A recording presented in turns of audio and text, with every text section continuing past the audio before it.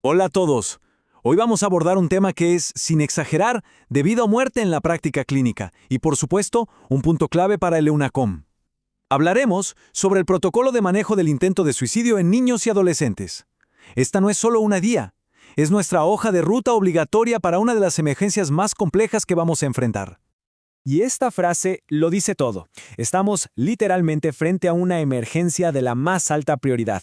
El primer contacto que hacemos como médicos es absolutamente determinante. Aquí no hay espacio para la duda ni para los grises. Cada paso que vamos a ver está estrictamente protocolizado para proteger al paciente. Bien, para ordenar esta conversación vamos a seguir una estructura muy lógica. Primero, vamos a definir bien los conceptos clave. Después, identificaremos los factores de riesgo que deben prender todas nuestras alarmas. Luego, nos metemos de lleno en el flujograma de acción en urgencias. El cuarto punto es la decisión más importante, la hospitalización. Y para cerrar, revisaremos el marco legal que respalda todo nuestro actuar en Chile. Ok, empecemos por lo básico pero fundamental, el lenguaje. Usar las definiciones correctas no es un capricho académico, ¿eh? Es la base para diagnosticar, registrar y manejar correctamente cada caso. A ver, hablemos de ideación suicida. Aquí es crucial distinguir entre dos tipos. La pasiva, que es ese pensamiento de ojalá no despertara mañana o quisiera desaparecer. Y luego está la activa, que ya es mucho más concreta. Estoy pensando en cómo hacerlo. Cuando aparece un plan, por muy vago que parezca, el riesgo se dispara inmediatamente. Ahora, el intento de suicidio como tal, la definición es muy clara, es cualquier acto de autolesión que tenga algún grado de intención de morir. Y acá viene lo más importante, nunca, pero nunca debemos juzgar la gravedad por la letalidad del método. Una ingesta de unas pocas pastillas se maneja con exactamente la misma seriedad que un método mucho más violento. Y tenemos que diferenciarlo de la autoagresión no suicida. El coring es el ejemplo clásico.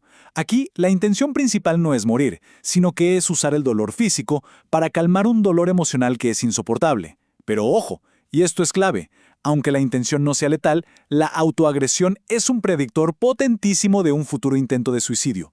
Es una tremenda bandera roja.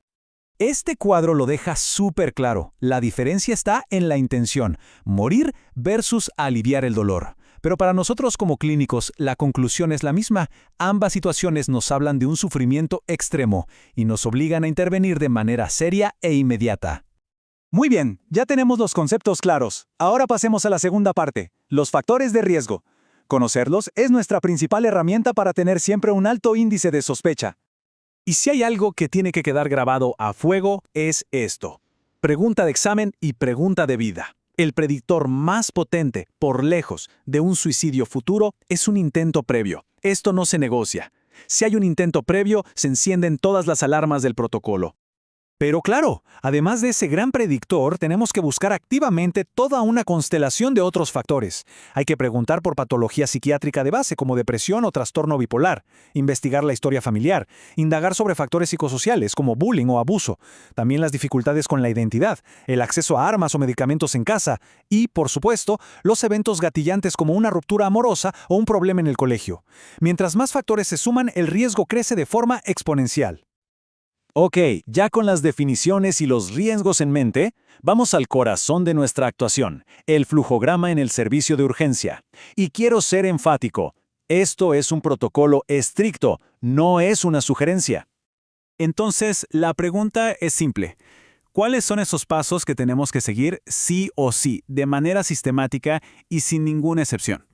Aquí los tenemos. 1. Estabilización médica. Antes que nada, somos médicos. El ABCDE del trauma es la prioridad absoluta. 2. Un ambiente seguro. Esto significa que el paciente nunca, bajo ninguna circunstancia, se queda solo.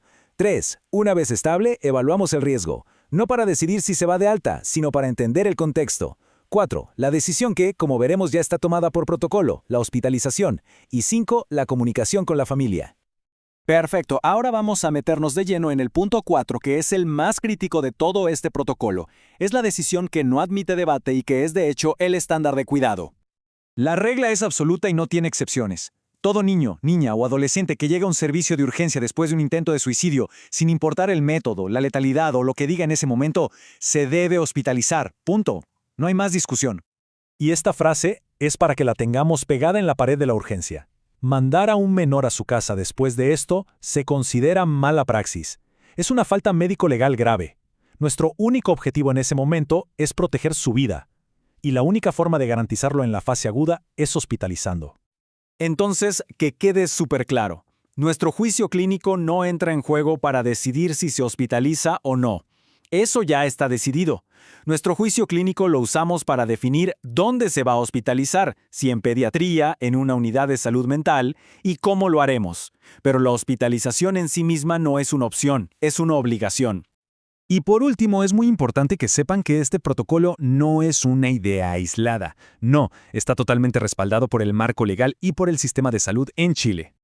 Específicamente, para los pacientes de 15 años o más, el intento de suicidio está cubierto por las garantías explícitas en salud. Es la patología GES número 72. ¿Y qué significa que sea GES? Bueno, esta tabla lo resume perfecto. Significa que el sistema garantiza el acceso a atención de especialidad, y esta atención tiene que empezar durante la hospitalización o de manera ambulatoria prioritaria justo después del alta. Se asegura la continuidad del cuidado. Además del GES, tenemos la Ley de Derechos y Deberes del Paciente, que nos da todo el respaldo para actuar en el mejor interés del menor. ¿Qué significa esto en la práctica? Que si el riesgo vital es inminente, podemos y debemos hospitalizar, incluso si la familia al principio se opone. Nuestra primera lealtad es con la seguridad del paciente. Para cerrar, quiero dejarles esta reflexión. Seguir este protocolo al pie de la letra no es solo un acto técnico para cumplir una norma.